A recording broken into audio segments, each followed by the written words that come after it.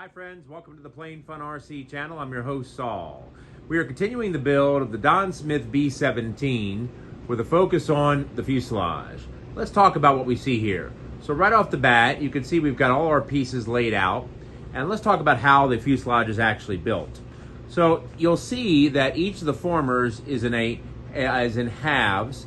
That's because one half of the fuselage is built onto the actual table, and then once that half is built, the fuselage, that half is flipped over, and the other half is built on top of it. And you can see it here in the diagrams as illustrated on the actual plans. Here's the half that's built, and then the other half is built on top. Now, what we're going to be starting off with are crutches. Now, crutches are these pieces that you see right here, and the one, of course, over in the distance.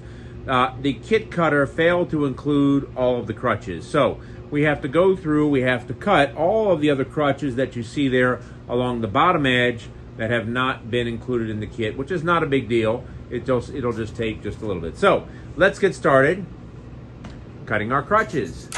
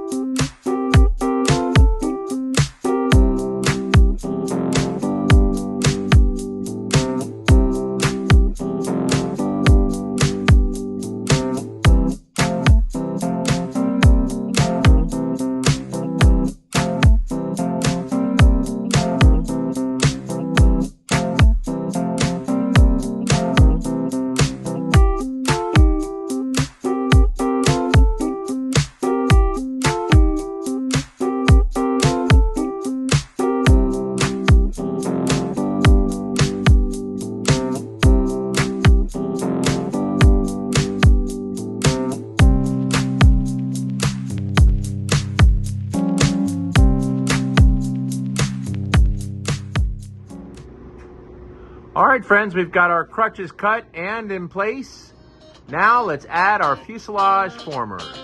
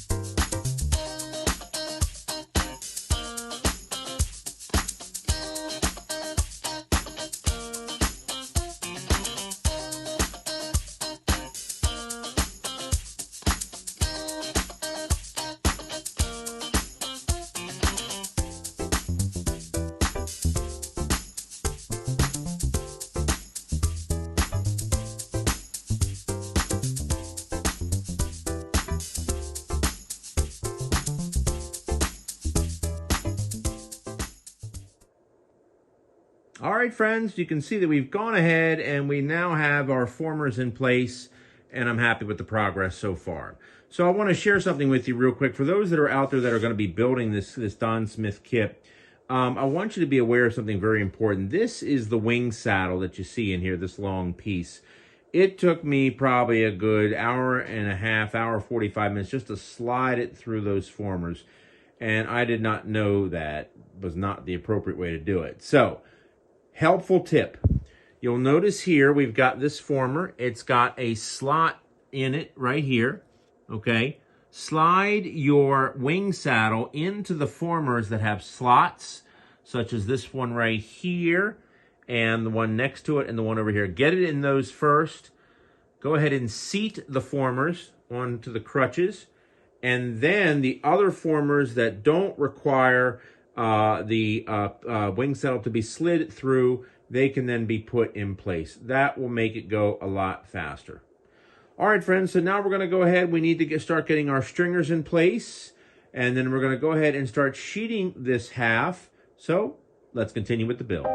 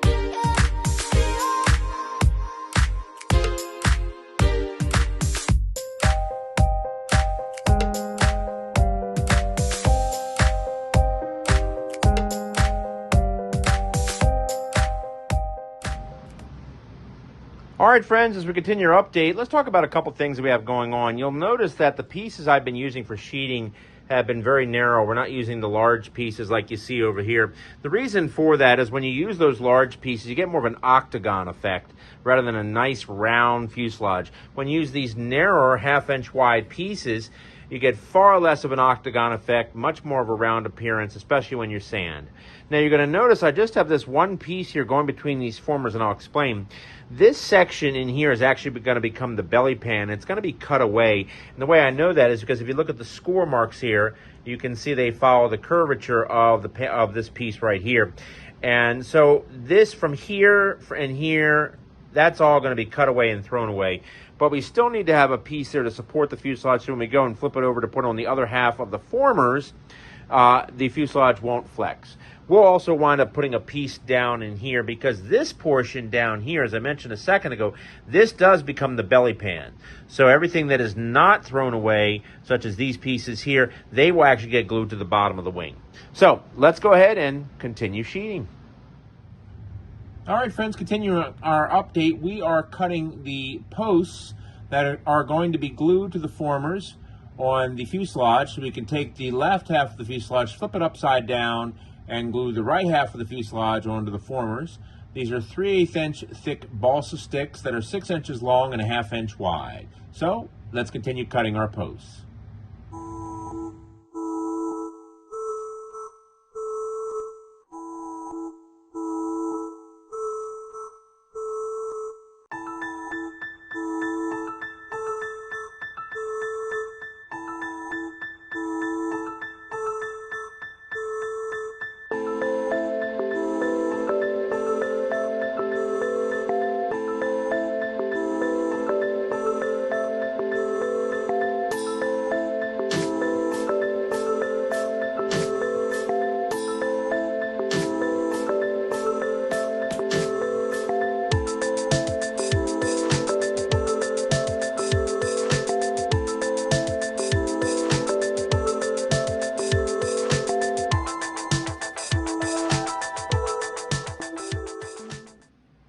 All right, friends, we got our support posts in place. Now we're going to go ahead and take our fuselage and flip it upside down and get it on our building board. So let's keep on keeping on.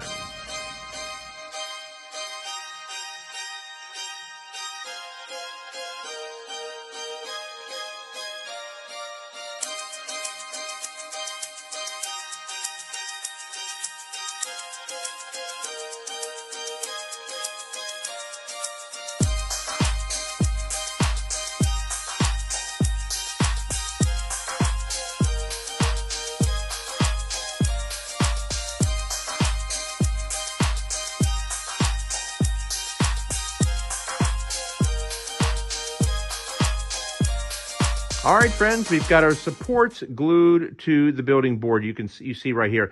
Now, this building board is a project board that you can purchase from Lowe's. It is 8 feet long by 20 inches wide. You're definitely going to want to go ahead and get that because those supports must be glued to the board because the sheeting that we put on the other side of the fuselage, it wants to pull the fuselage straight, so therefore it bows quite a bit in the center. But once you start gluing, that bow disappears. Now, very important, when you glue the supports, start in the center and work your way out. In other words, from the middle to the back, and then do the same thing, come back to the middle, and go from the middle to the front. Very important, because the biggest bow is right here in the middle of the fuselage. All right, folks, since we've got our fuselage glued to our building board, let's go ahead and put on our other half of our formers.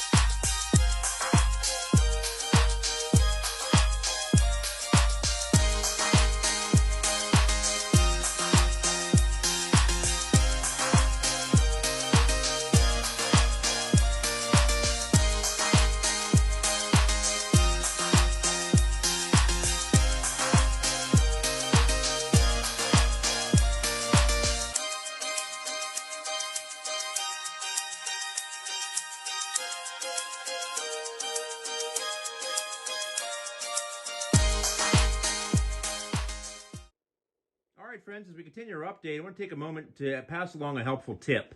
So as you know, when I was installing the plywood former on the left side, it took almost 2 hours to put it in because I installed all the formers and then I tried to slide in the plywood former. It didn't work so well. But on the right side, I did something different. What I did is I went ahead and I installed these 4 formers that you see right here, okay? And then I went ahead and was able to slide the plywood saddle into place. Now, one friendly tip I want to tell you is you can glue these 3 formers in place. That's fine. Then slide the plywood saddle in. But don't glue this one in place. But make sure the plywood saddle is slid into the actual former itself before you glue it in place. Once these 3 have the plywood saddle glued in place perfectly, then you can go ahead and glue this former and then the saddle. Now you'll notice when you look at the saddle, I've got lines here all along the saddle, and I got those from the plans. So when you're putting in the formers, you want to make sure that the formers fall within those lines on the saddle. All right, friends, let's go ahead and add the rest of our formers to the saddle.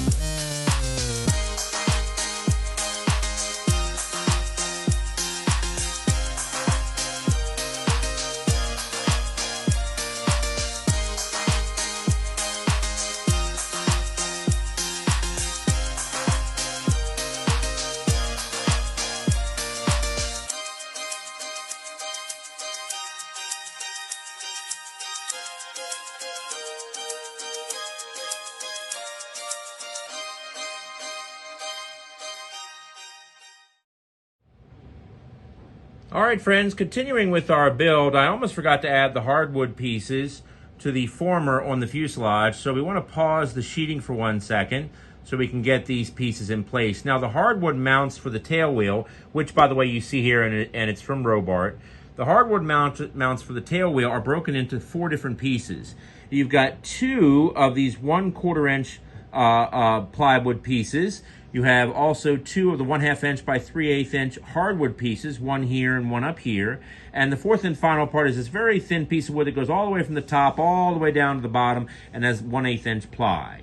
Now, I've taken the liberty to go ahead and pre-cut the pieces, and I want to give you a chance to be able to have the measurements in the event that you are building this plane, as they do not give you any measurements on the plans. The first and foremost are our 1/4 inch angled mounts that are here, and here are the measurements.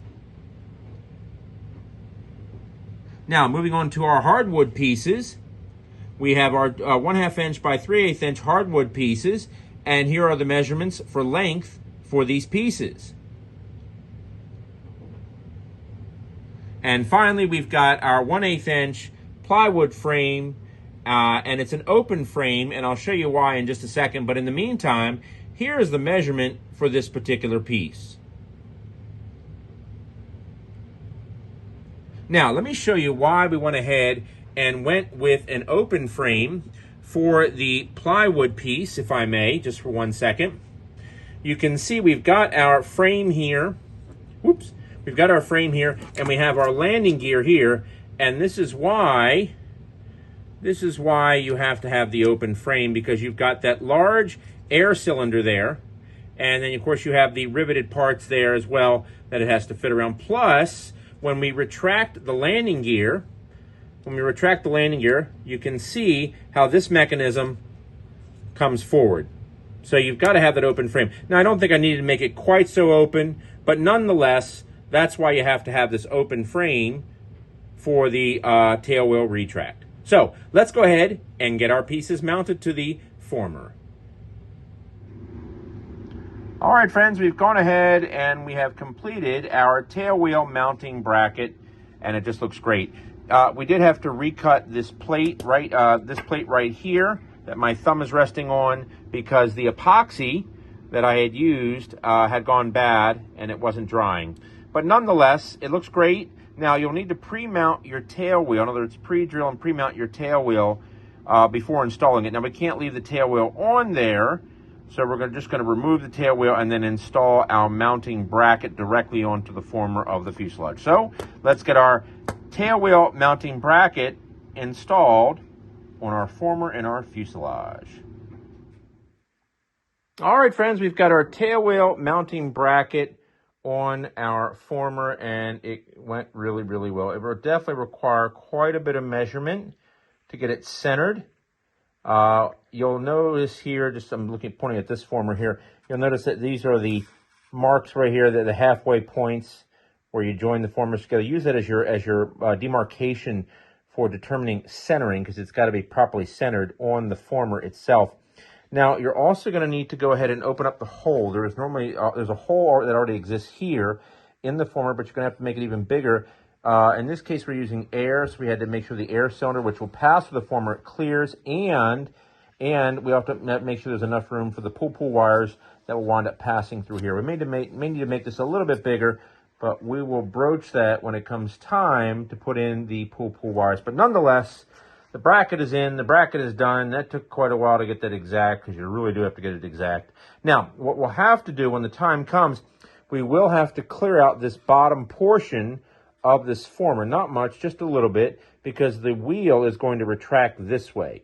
So that's basically the main thing. So we're going to sheet it. We're going to leave this area open, though, in here, so we can get the retract in place. And that's pretty much it. So one thing I will tell you, on the plans, when you add this piece here, when you're building the fuselage, make sure that you cut the piece out exactly as it's shown on the plans, because this will tell you exactly what area the retract is going to retract into. So it's going to retract from here up to here, and that way you know this is the area that you don't want to put any sheeting in, because that area obviously has to be open so the retract can retract into the fuselage. All right, let's go ahead and get back to doing our sheeting.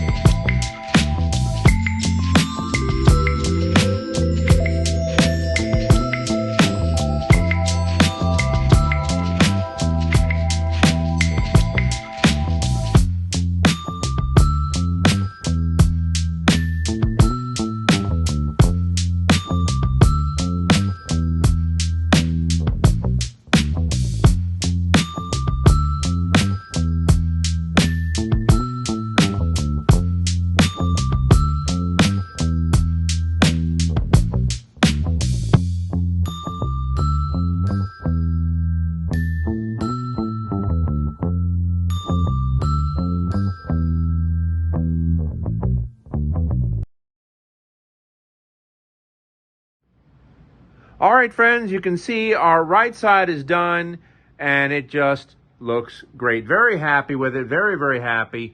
Came out really, really well. Now, you're going to notice there's the open area here in the rear. Now, the reason for that is we're going to leave that area open until we get the horizontal stabilizer glued in place, and then we will take the sheeting and we will work it around the curvature, the airfoil of the horizontal stabilizer, and then we're also going to go ahead, after our horizontal stabilizer is installed, we're going to get our vertical stabilizer installed, and we'll do some additional sheeting so we can blend in our vertical stabilizer. Now, what we're thinking for the rear, normally there would be a tail gunner here. Wingspan Models does sell a fiberglass tail gun that will hopefully should cover up this end right here so we don't have to do any other wood shaping or anything of that nature. But we're going to wait and see how that looks. But for right now, we've got a lot of sanding that needs to be done, a lot of sanding and a lot of filling in. So we're going to go ahead, while the plane is still on the jig, as you can see here, we're going to go ahead and do our sanding of the right side, get that done. And then once we're done, we're going to take the plane, flip it over, and go ahead and finish up the left side sheeting. So let's get started sanding.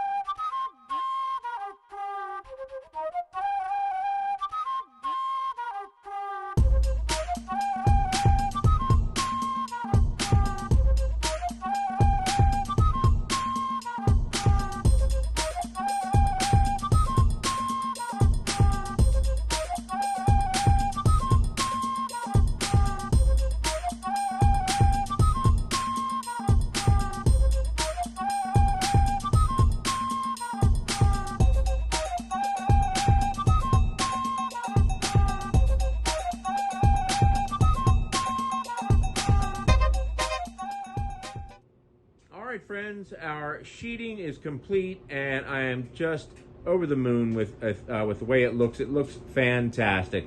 One of the nice things about it is that because we use these thinner pieces of balsa in terms of width, it helped to maintain the contour of the fuselage so that round areas look round. Now you'll notice we've got a couple of different open areas here on the fuselage. Let's talk about the different areas and why they're still open. So right up here at the very front, you'll see that we have this big open area here. This is going to become a hatch with a cockpit, and we're going to actually put the batteries down here for the motors. We're going to put it right up against the leading edge. Chatting with some folks online that have built the electric version of the B-17, they say that's where the batteries need to go for proper balance. Now up here at the front, you can see we've got this very large open area back in here. This is where the wing's going to go. Part of these formers are going to be removed, but this portion that's sheeted down here, this is going to become the belly pan, and that will eventually get glued to the wing itself. And then back here, we've got this large opening in the rear of the cockpit. We're going to go ahead and use some clear Lexan that is shaped for the rear of the cockpit. And then that, of course, that'll wind up being painted and matched with the fuselage itself. Finally, back here, we've got this very large open area back in here. This is where the horizontal and vertical stabilizer are going to wind up going. However, we're not going to put the horizontal stabilizer on just yet. We need to get the wing on because you position the horizontal stabilizer in relation to the wing. And you can see we've got some scribe lines here. And these are this portion here and this portion here. Those are the parts of the former that will be removed so we can slide the horizontal stabilizer into place. Now, there's two more things that we do have to do here. We do have to put a piece back here for the vertical stabilizer, and we need to go ahead and fill in some of the holes and low points on the fuselage. Now, as far as filler is concerned, we're using this stuff here. This is the Balsa tint Model Lite by Deluxe Models. That you can get right from Horizon Hobby. And it is fantastic. Very lightweight. It's a one-part, easy to sand. I would, however, recommend let it dry overnight. I found that if you let it dry overnight, when you go to sand it smooth, it's more adherent to the balsa. So just something to keep in mind. All right, friends, that's it for right now. Let's go ahead and shift our focus to the wing. So please like and subscribe because I want you to stay with the build. All right, friends, more to come.